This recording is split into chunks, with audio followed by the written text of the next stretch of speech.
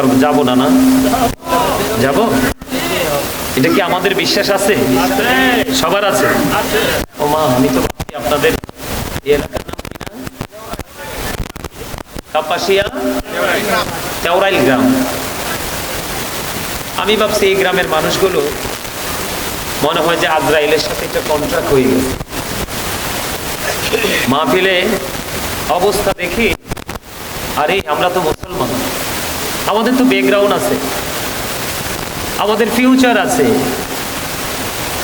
All men will die, সকল মানুষকেই মরতে হবে। অস্বীকার করার কোনো সুযোগ আছে? আচ্ছা, আপনারা সবাই এত পিছে কেন বসছেন?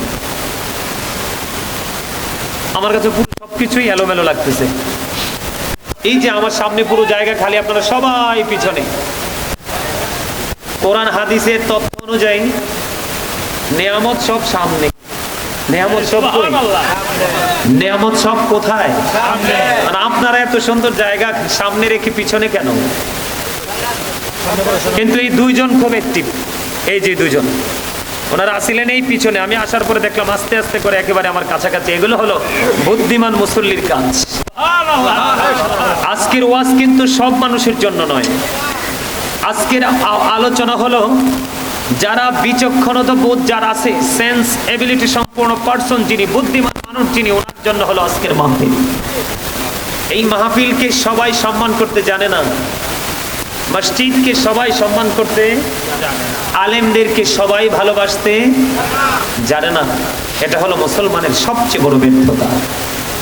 এটা কি সবচেয়ে বড় ব্যর্থতা? এই ব্যর্থতা যে কত বড় ব্যর্থতা, যেদিন আপনি আমি যেদিন ফিউচারে পা রাখবো, তার মানে ভবিষ্যৎ বর্জকি জীবন, কবর থেকে যে বাকি জীবনটা, ওই জীবনে পা রাখবেন যেদিন, সেদিন বুঝতে পারবেন এই জায়গাগুলোর যে আপনার জীবনে কত বেশি প্রয়োজন ছিল। সম্মানিত উপস্থিতি, এখানে আপনার অনেক আমন্ত্রিত অতিথি রয়েছেন, ওলামায়ে কেরাম রয়েছেন, দাড়ি পাখা মুরব্বী বাবা রয়েছেন, যুবক বন্ধুরা রয়েছেন, পর্দার অন্তরালে আমার অনেক মা বোনেরা রয়েছেন। বিশেষ করে আজকে সোমেদ আলী সাহেবের আওলাদ যারা, বিশেষ করে আমার এই পাগল ভাই, উনি আমার অনলাইনে দেখে পছন্দ করেছেন, পরে সরাসরি কুমিল্লা চলে গেছেন আমার এই ভাই সহ। কুমিল্লা গিয়ে ওনার এই চেহারা, ওনার এই নমনীয়তা, ওনারা দুজনের দেখেই কিন্তু আমি এখানে আসছি। আমার এই ফার্স্ট এদিকে আমার পা রাখা। নামটা কি জানি? লিটন শিকদার সাহেব, ওনার বড় ভাই আছেন। আমি যে আসার পরে ওনার বড় ভাইয়ের বাসায় আমি অবস্থান করেছিলাম। তো মরহুম সোমেদ আলী সাহেবের আওলাদ সহ সকলের প্রতি আমার আন্তরিক সালাম। আসসালামু আলাইকুম ওয়া রাহমাতুল্লাহি। সম্মানিত উপস্থিতি, আপনারা এত সুন্দর করে দুরূদ পড়েছেন, জিকির করেছেন, সত্যিকারের আমার ক্লান্তি দূর হয়ে গেছে। আমি মুগ্ধ হয়েছি, আপনাদেরকে খুশি করার জন্য বলছি। আমি আপনাদের কাছে সারা রাত থাকার জন্য আসিনি, আপনাদের কাছে আমি কিছু সময় আলোচনা করব। এবার ঠিক আছে, এবার ঠিক আছে, আল্লাহ নাড়াচাড়া করো না, এটা একদম পারফেক্ট আমার জন্য। আপনাদের কি বুঝতে অসুবিধা হয়? এবার ঠিক আছে তো? একটু পাতলা না আওয়াজটা? এতক্ষণ একটু ভার লাগছিল। সম্মানিত উপস্থিতি, আমার আলোচ্য বিষয় আজকে দুটো। আমি সেই বিষয় নিয়ে পরে আলোচনা করব, তবে আপনাদেরকে বোঝানোর জন্য কিছু কথা বলবো। আমি যখন দুরূদ পড়েছিলাম, অনেকেই কিন্তু দুরূদ পড়েননি। দুরূদ পড়লে কি লস হয়? না। দুরূদ is the most excellent prayer Muslim religion. ধর্মাবলম্বীদের জন্য গুরুত্বপূর্ণ এক মহা ইবাদত হলো নবীর প্রেমের দুরূদ। সুবহানাল্লাহ, সুবহানাল্লাহ।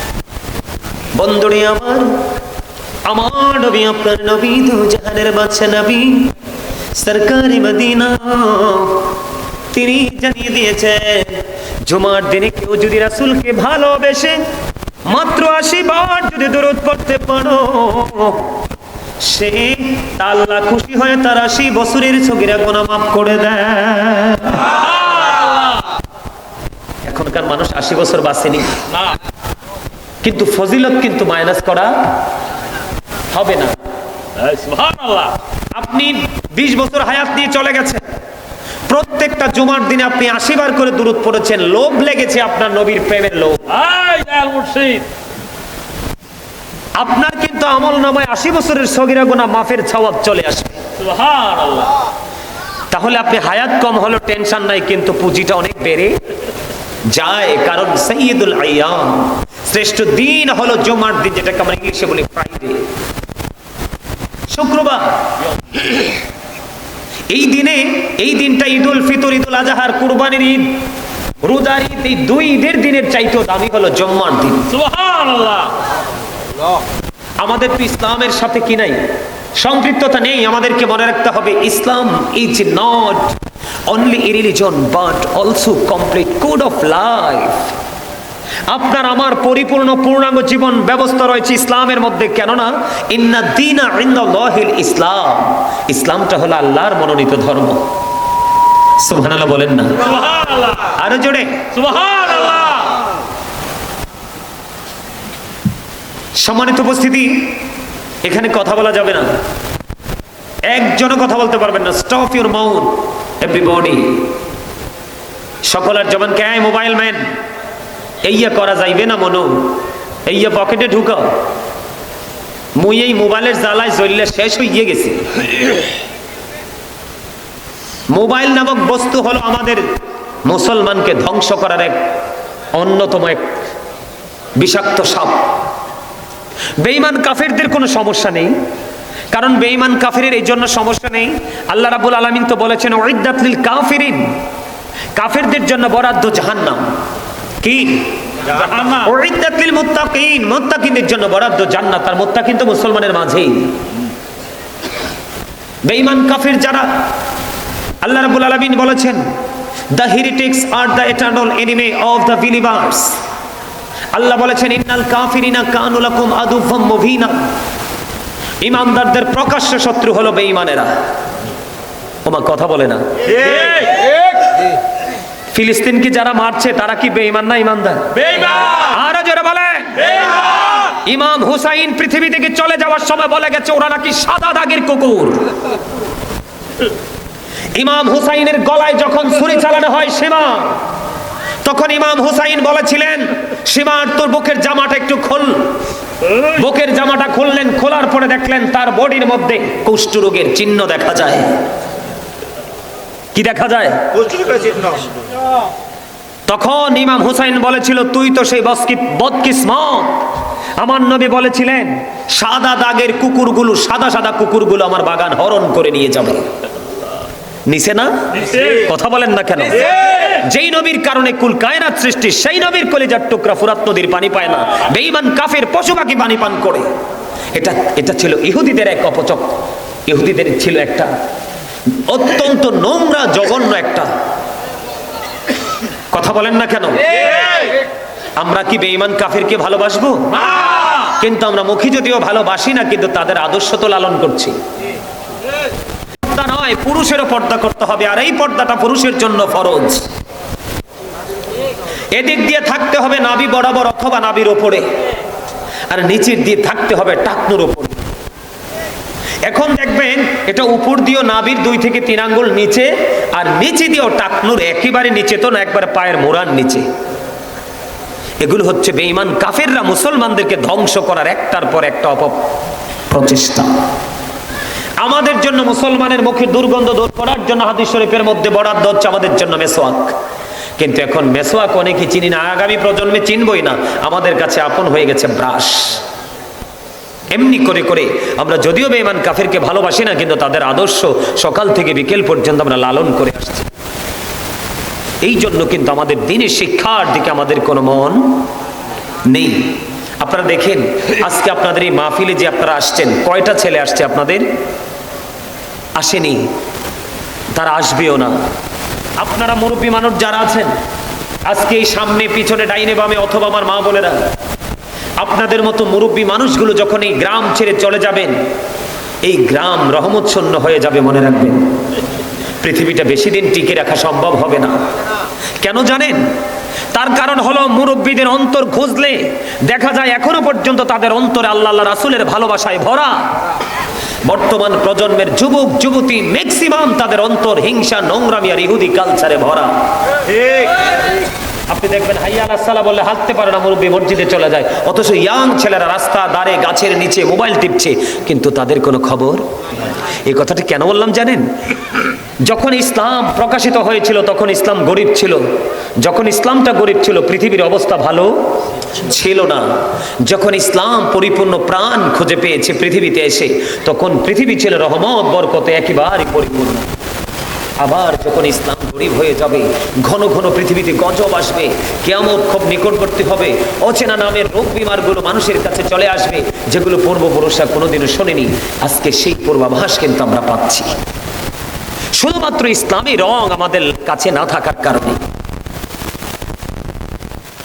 দেখবেন ছোট ছোট বাচ্চাদেরকে দেখবেন আপনি মোবাইল দিয়ে দেন, গান বাদ্য দিলে দেখবেন এতক্ষণ কিন্তু বাচ্চা খায় না, কিন্তু বাচ্চাটা মোবাইলটা দিলে দেখবেন ইচ্ছে মতো খাবে, পেটটা ভরে ফেলবে, এর কিন্তু খবরও নাই, কিন্তু পেট ভরে গেছে।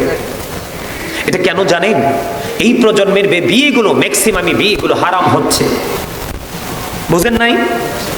ছেলের বাড়িতে এক সপ্তাহ আগে মিউজিক বাজে, মেয়ের বাড়িতে এক সপ্তাহ আগে মিউজিক বাজে। আপনারা বলুন তো, তেঁতুল গাছ লাগাইলে গাছে বড় হয়ে কি আসবে? তেঁতুলি আসবে। আপনি তেঁতুল খেয়ে কামড় দিলেন, টক লাগলো, চুলগুলো সবগুলো দাঁড়িয়ে গেল। আপনি যদি তেঁতুল গাছের নিচে বসে বসে ভাবেন যে আল্লাহ, আমি তো ভাবছিলাম আমার গাছটাই ল্যাংরাম করবে, এটা কি কখনো বিবেকবান মানুষের চিন্তা হবে? তার মানে হলো, বাবা মিউজিক বাজাইছে, মাও মিউজিক বাজিয়েছে, একত্রিত হয়েছে মিউজিকের মাধ্যমে। এখন বাচ্চা কি কখনো আল্লাহওয়ালা হতে পারে? এটাও হবে মিউজিক। এই জন্য আপনাকে আমাকে সচেতন হতে হবে। কি হতে হবে? আমার দিকে তাকান, আমি কিন্তু কথাগুলো সিরিয়াসলি বলছি আপনাদেরকে বোঝানোর জন্য। আল্লাহ রাসূল বলেছেন, আদিবু আওলাদাকুম আলা সালাতি খিসালিন হুব্বি নবিয়িকুম ওয়া হুব্বি আহলি বাইতিহি ওয়া আলা কিরাতিল কুরআন। আল্লাহ রাসূল বলেছেন, তোমরা তোমাদের সন্তানদেরকে তিনটি বিষয় শিক্ষা দাও। কয়টি? তিনটে। একটা হলো হুব্বি নবিয়িকুম, teach the love of the prophet, নবীর ভালোবাসা শিখাও, কারণ নবীর প্রেম হচ্ছে ইমানদারের জন্য ঈমান এবং ফরজ। হুব্বি আহলি বাইতিহি, টিচ ফ্যামিলি লাভ, নবীর পরিবার, নবীর আহলে বাইতের ভালোবাসা শিখাও, কারণ তাদেরকে ভালোবাসা আমরা ইমানদার হিসেবে আমাদের জন্য ফরজ। এরপরে বলেছেন, ওয়া আলা কিরাতিল কুরআন, learn to recite the holy Quran, কোরআন তেলাওয়াত শিখাও, কারণ Allah is all in all, follow his law and light for eternal success. আল্লাহ সবকিছুর মালিক, সবকিছুর মালিক আল্লাহ, কিন্তু তারপর আল্লাহ বলেছেন, আমি তোমাদের জন্য দুটো জিনিস সেন্ড করেছি। কয়টা? দুটো। একটা হলো ল, আর একটা হলো এন্ড লাইট। লাইট হলো ইংলিশ শব্দ, এটার বাংলা হলো আলো, আরবিতে বলা হয় নূর। সুবহানাল্লাহ। আর ল ইংলিশ শব্দ, আর আমরা এমনি বাংলাতে কি বুঝি? আইন। কি বুঝি? আইন। যেমন আমরা একজন ব্যারিস্টারকে দেখলে লয়ার বলি না, জি। কথা বলে না। আরে আপনাকে আমাকে জবান কি দিছে? ভোট খাওয়ার জন্য, বাদাম খাওয়ার জন্য, চা দোকানে বসে বসে রং চা খাবো আর মানুষের বদনাম করবো এজন্য? বন্ধুদেরকে নিয়ে কোলাহল পরিবেশে আড্ডা দিব, অপ্রাসঙ্গিক অগ্রহণযোগ্য কথা বলার জন্য জবান দিয়েছে? কেন দিয়েছে? আল্লাহ বলেছেন, ফাযকুরুনি আযকুরুকুম, আল্লাহ বলেছেন, remember me then I will remember you. তোমরা আমাকে স্মরণ করো, আমি তোমাদেরকে স্মরণ করব। আপনাকে আমাকে জবান দিয়েছে, অন্তর দিয়েছে মাওলার জিকির করার জন্য, এটাকে অটো তালা দেওয়ার জন্য নয়। আপনি কেন তালা দিবেন এটাতে? আপনি জানেন আপনার ভবিষ্যৎ কি? আল্লাহ বলেছে আপনাকে আল্লাহর জিকির করার জন্য, আপনি করছেন দুনিয়ার জিকির এবং দুনিয়ার ফিকির। আল্লাহটা বাদ দিয়ে উল্টো দিকে গেলে কি হয় জানেন? সূরা আলে ইমরানের 185 নম্বর আয়াতের শেষ অংশে আল্লাহ বলেছেন, ওয়ামাল হায়াতুদ দুনিয়া ইল্লা মাতাউল গুরুর। আল্লাহ বলেছেন, এই দুনিয়ার জীবনে, দুনিয়ার ভোগ বিলাসিতা, এটা একটা ধোঁকা। কোথায় আছেন? কার জন্য ধোকার মধ্যে আছেন? নামাজ পড়েন না, মাহফিলে আসেন না, আল্লাহর গোলামি করেন না, করছেন শুধু দুনিয়া নিয়ে রং তামাশা, তাই না? এরকম না আমাদের এখন অবস্থাটা? তো এখন এই যে আমরা পুঁজি করতেছি ভবিষ্যৎ পরবর্তী প্রজন্মের জন্য, নেক্সট জেনারেশনের জন্য, তাই তো? আপনার বিবি সন্তান নায়নাত করার জন্যই তো। এখন কোরআন শরীফের 19 পারা সূরা শুআরার 88 নম্বর আয়াতে আল্লাহ বলতেছেন, ইয়াউমা লা ইয়ানফাউ মালু ওয়ালা বানুন। আল্লাহ বলতেছে, তোমার ধন সম্পদ, সন্তান সন্ততি কাল হাসরের দিন কিচ্ছু কাজে লাগবে না। তাহলে আমরা কোথায় আছি একবার চিন্তা করছেন? উপায় আসেনি? বলেন না। উপায় নাই। উপায় আছে? নাই। মরার পরে দুনিয়াতে তো টাকা কমে গেলে কারো না কারো কাছে চাইলে পাওয়া যায়, চাল না থাকলে পাওয়া যায়, ডাল না থাকলে পাওয়া যায়, অসুস্থ হলে ডাক্তার খোঁজে পাওয়া যায়। যদি পৃথিবীর কোনো সমাধান না থাকে মৃত্যুর মাধ্যমে সমাধান পাওয়া যায়, যায় না?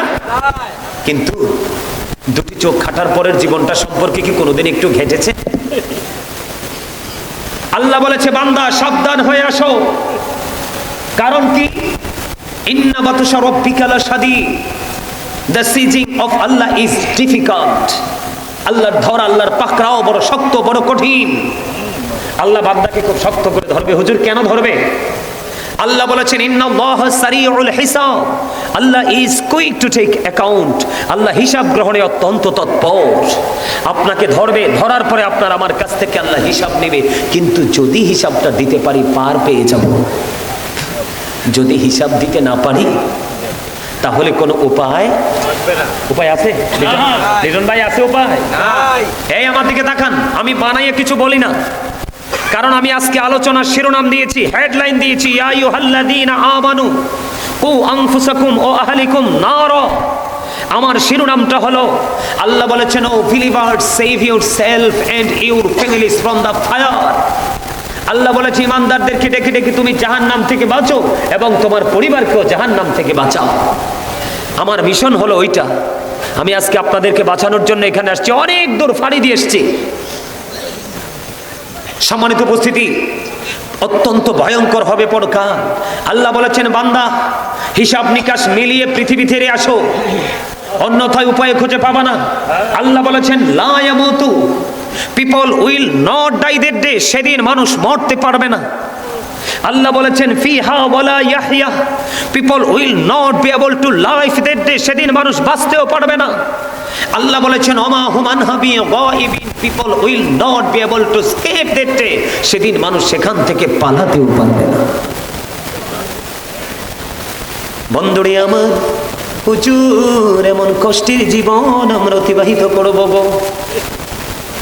আল্লাহ কয়, তোমাদেরকে উপবাস আমি রাখবো না, তোমাদের জন্য আমি জাহান্নামী যারা রে তাদের জন্য খাবার বরাদ্দ করে রেখেছি। কি খাবার গো? এত ভয়ঙ্কর খাবার আমার আল্লাহ পবিত্র কালামে হাকিমে জানিয়ে দিয়েছে। তোমাদের জন্য যে খাবারটা বরাদ্দ করা আছে, কোরআনে এসেছে, এই খাবারের নাম হলো বন্ধু জাক্কুম। বন্ধু এত ভয়ঙ্কর, বর্তমানে যদি কাপাসিয়ার জমিনে একটা ফোঁটা পড়ে, কয় ফোঁটা? এই জাক্কুম নামক বিষাক্ত ফল, বিষাক্ত খাবার, এটার একটা ফোঁটা যদি এই মুহূর্তে যদি এই মাঠের মধ্যে পড়ে, রাসূল বলে দিয়েছেন কিয়ামত পর্যন্ত এই পৃথিবীর কোন প্রান্তে কোন বৃক্ষ কোনদিন জন্ম হবে না। বৃক্ষ যদি জন্ম না হয় কোনো প্রাণী বাঁচবে না। এই পৃথিবীর মাটি হয়ে যাবে বিষাক্ত। এই বিষাক্ত খাবারটা জাহান্নামীদের জন্য বরাদ্দ। জোরে জোরে বলেন না নাউযুবিল্লাহ, আরো জোরে বলেন না নাউযুবিল্লাহ।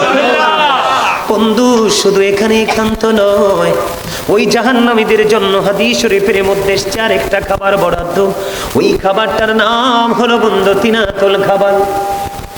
ইয়া রাসূলুল্লাহ, ইয়া হাবিবাল্লাহ, নবী গো, ও প্রাণের নবী, এই তিনাতুল খাবালটা কি গো নবী? আমার নবী বলেছেন, এই তিনাতুল খাবালটা হলো আর একটা জাহান্নামীর নিংড়ানো রক্ত অথবা পুঁজ। ওমা নাউজুবিল্লাহ বলেন না কেন? রক্ত পুঁজ কি খাওয়া যায়? এটা তো পৃথিবীর রক্তের মতো হবে না, পৃথিবীর রক্ত পুঁজের মতো হবে না, এই পৃথিবীর আগুনের মতো না ওপারের আগুন। আল্লাহ রাসূল বলেছেন, হযরত আবু হুরায়রা রাদিয়াল্লাহু তাআলা আনহু থেকে হাদিস বর্ণিত, জাহান্নামের আগুনকে আল্লাহ 1000 বছর, ওই খাবারটার নাম হলো বন্ধু তিনাতুল খাবার। ইয়া রাসূলুল্লাহ, ইয়া হাবিবাল্লাহ, নবী গো, ও প্রাণের নবী, এই তিনাতুল খাবালটা কি গো নবী? আমার নবী বলেছেন, এই তিনাতুল খাবালটা হলো আর একটা জাহান্নামীর নিংড়ানো রক্ত অথবা পুঁজ। ওমা নাউজুবিল্লাহ বলেন না কেন? রক্ত পুঁজ কি খাওয়া যায়? এটা তো পৃথিবীর রক্তের মতো হবে না, পৃথিবীর রক্ত পুঁজের মতো হবে না, এই পৃথিবীর আগুনের মতো না ওপারের আগুন। আল্লাহ রাসূল বলেছেন, হযরত আবু হুরায়রা রাদিয়াল্লাহু তাআলা আনহু থেকে হাদিস বর্ণিত, জাহান্নামের আগুনকে আল্লাহ 1000 বছর তাপ দিয়েছে, আগুনের রং হয়ে গেছে লাল। আল্লাহ কয় হবে না এই আগুনে, এত জঘন্য পাপী হবে মানুষ। আরো 1000 বছর আগুনটাকে তাপ দিয়েছেন, আগুনটা হয়ে গেছে সাদা। আল্লাহ কয় তাতেও হবে না, আরো 1000 বছর তাপ দিয়েছেন, তাপ দেওয়ার পর আগুনের রং হয়ে গেল কালো। এই কালো আগুন জাহান্নামীদের জন্য বরাদ্দ। আর এই বর্তমান প্রজন্ম থেকে ভবিষ্যতে যত সামনের দিকে যাবেন ততই বেশি জাহান্নামী দেখতে পাবেন। কেন জানেন? কারণ ইসলামের সাথে যার সম্পৃক্ততা থাকবে না, তার ভিতর বাহির কখনোই কোনোটা ঠিক থাকবে না। কথা বলেন না আমার? আপনাদের কাজ আমার কথা কি বুঝিয়ে আসে? সব যারা থাকতে পারবেন, কিন্তু পানি পান করা ছাড়া কি থাকা যায়? বন্ধু, জাহান্নামী পাপী যারা পানির পিপাসায় হাহাকার শুরু করবে, কে দিবে রে একটা ফোঁটা পানি? একটু পানি যদি পাইতাম, হৃদয়টাকে একটু ঠান্ডা করতাম। আল্লাহ রাসূল রেখে রেখে বলে, সারাটা জীবন অন্যায় করেছো, অপরাধ করেছো, আলেমদের কথা কোনোদিন শোনোনি, নিজের গায়ের জোরে চলেছো। বুঝমতো হইলে একটা মানছো, বুঝমতো না হইলে 10টাই ডিলিট করে দিয়েছো। তোমাদের জন্য পানি বরাদ্দ আছে রে, ওই পানিটা এত বেশি উত্তপ্ত হবে, এত বেশি গরম হবে, আল্লাহ রাসূল বলে দিয়েছেন মাথা দিয়ে ঢেলে দেওয়া হবে। মাথায় ঢালতে দেরি রে, সঙ্গে সঙ্গে বন্ধু পেটের মধ্যে ঢুকবে। পেটের মধ্যে ঢুকতে ওই যে বলেছি বন্ধু, বাঁচার সুযোগ নাই, মরার সুযোগ নাই, ওখান থেকে পালাইবারও কোনো সুযোগ নাই। ওই যে কোরআন শরীফের 19 পারায় আল্লাহ বলেছে, তোমার ধন সম্পদ সন্তান সন্ততি কোনো কিছুই তোমার কাজে লাগবে না। কোরআন শরীফে সূরা আলে ইমরানের 185 নম্বর আয়াতের শেষ অংশে বলেছে, কারণ তুমি সারা জীবন ধোঁকার মধ্যে ছিলা, আল্লাহ রাসূলের আইন কোনোদিন মানোনি। সাজাটা কত ভয়ঙ্কর হবে বন্ধু। ওই মানুষটা প্র্যাকটিক্যালি দেখতে পাবে, তার মাথা দিয়ে পানিটা ঢেলে দেওয়া হবে, পেটের মধ্যে ঢুকবে। এটা এতটা গরম হবে, এই গরমের কারণে পেটের মধ্যে যা কিছু থাকবে সব কিছু ম্যাঙ্গো জুসের মতো লিকুইড হয়ে যাবে, আর 2 রানের মধ্যখান দিয়ে গলে গলে বের হতে থাকবে। বাঁচতেও পারবো না, মরতেও পারবা না, পালাতেও পারবা না, চিৎকার হাহাকার তুমি সইতেও পারবা না। আর যদি তুমি মুমিন হও, আর যদি তুমি প্রেমিক হও, যদি মদিনা নবীর সাথে প্রেমের ডুরি লাগাইতে পারো গো, তোমার চেয়ে দামি দুনিয়া আখিরাতের কেউ হতে পারবে না। সুবহানাল্লাহ বলেন না কেন? আর জোরে সুবহানাল্লাহ মানে কি জানেননি? সুবহানাল্লাহ মানে হলো, আপনারা যদিও এই গ্রামের মানুষ, আত্মীয় স্বজন, দূর থেকে আসা মানুষ, কিন্তু আজকে আপনারা এই প্যান্ডেলের ভিতরে বসার কারণে আপনারা কেউ কিন্তু সাধারণ মানুষ।